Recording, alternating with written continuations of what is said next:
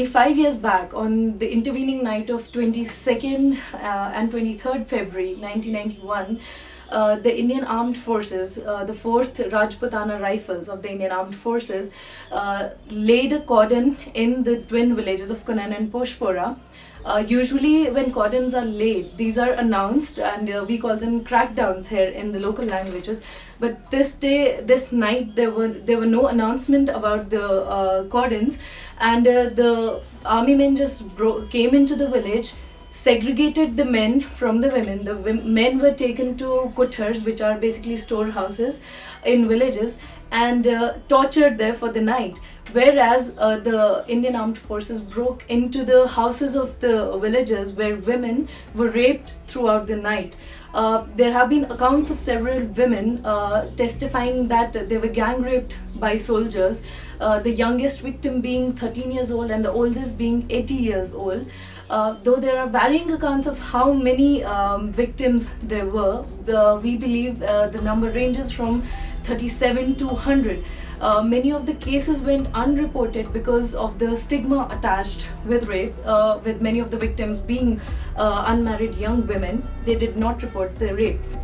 So for the whole night, the torture of men and the raping of women continued, and apparently, according to the testimonies by men and women, the 4 RR army personnel were drunk, which was also testified by the presence of liquor bottles in the villages.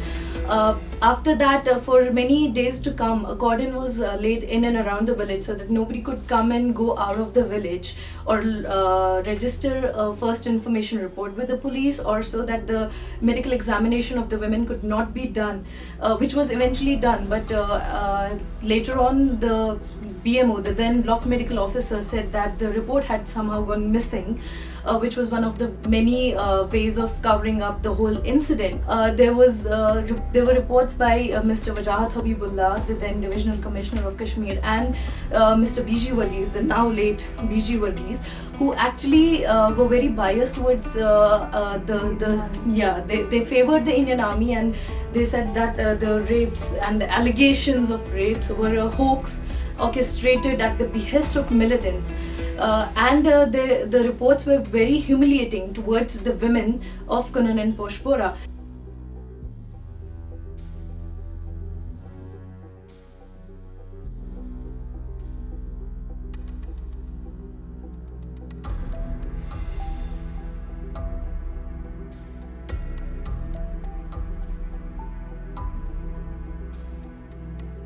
So in 2013, when there was this rape case in Delhi, which we know as the Nirbhaya rape case, and the entire nation was charged up and wanted the criminals and the rapists to be punished, we were already doing a project on documenting sexual violence, and some of our co-authors were working on that. And we had gone through this case of Kunan Poshpora, and during the research we knew that there was a lot of evidence in this case.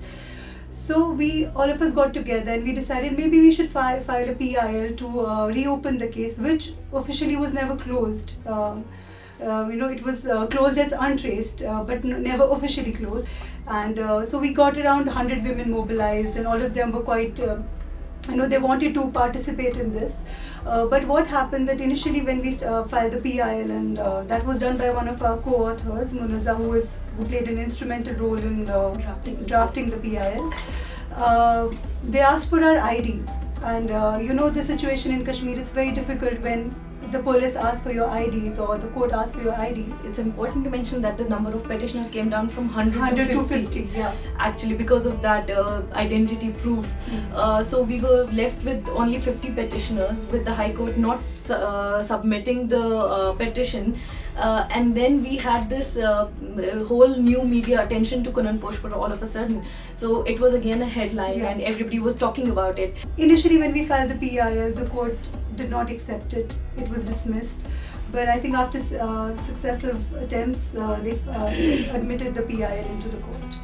And that is how a renewed struggle began. And they had to reopen the case.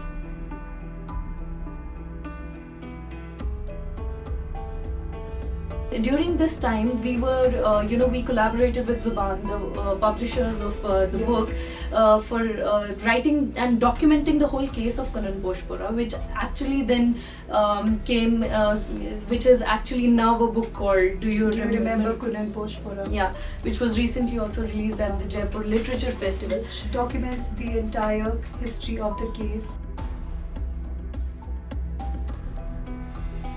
So while writing the book, it took us around 2 years to research and write the book.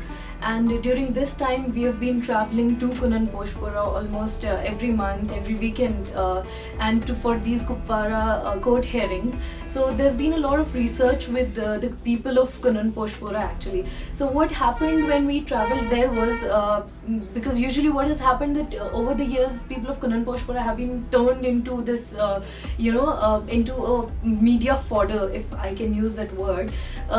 So people just go, take stories, click pictures, and then there's nothing. So when we went there after filing the petition. So what happened was that we had already gained the trust of the villagers, because this was the first time that someone had actually done something and then approached them, rather than just going to them for a story. So in this research, we have had the full support of the villagers, the men and women from Kanan Poshpura, and it would never have been possible, obviously, without them to either write this book or to continue this struggle, which is right now in the Supreme Court of India, because the state stayed all the orders of the High Court for a compensation to be paid to the victim. People of Kanan Poshpura have fought this case on their own without any support from any external agencies, which is normally what people think, but they have always fought on their own. And even now, there's so many difficulties that the people of Kanan Poshpura face day in and day out. Kanan Poshpura is really far away. It's not close to Srinagar city, so it's difficult for people to travel up and down. But they have still done it. Every month or every week, they had to come down for. Initially for the hearings, and then so many things, so many struggles, even for filing their case in the SHRC. It has been a difficult journey for them. And even if you talk about what the situation has been for people within their villages, it has been very difficult for them. We all know that we live in South Asia. Rape is rape victims are stigmatized. People don't like to talk about it. It is something that we want to forget. But the people of Kanan Poshpura have kept this memory alive. It has been painful for them, but they have kept this memory alive and for people to remember. If you talk about how this situation has been for people in Kanan Poshpura, there have been difficulties in terms of getting the daughters married, because now there is a stigma attached. Women are raped, and you don't know which woman was raped, which girl was raped, because they wouldn't clearly come out with it. And also in terms of education, there have been children who wanted to study, and you don't have those facilities in Kanan Poshpura or any of the neighboring villages. So obviously they had to come down to places like maybe Sopore or Baramulla, which are closer to Kupwara, or to Srinagar, and they always face this stigma when people told them that, oh, are you from that village? Was your mother raped? Was somebody in your family raped? Those are difficult questions for any young boy or young girl to answer. And people of Kanan Poshpura, they have gone through this. There are also the cases where we say what health complications they still face because of the mass rape and torture. 5 women survivors actually died because of health complications that they developed, and there was this man Abli Dar who was tortured severely, and he also died recently, very recently, due to these complications.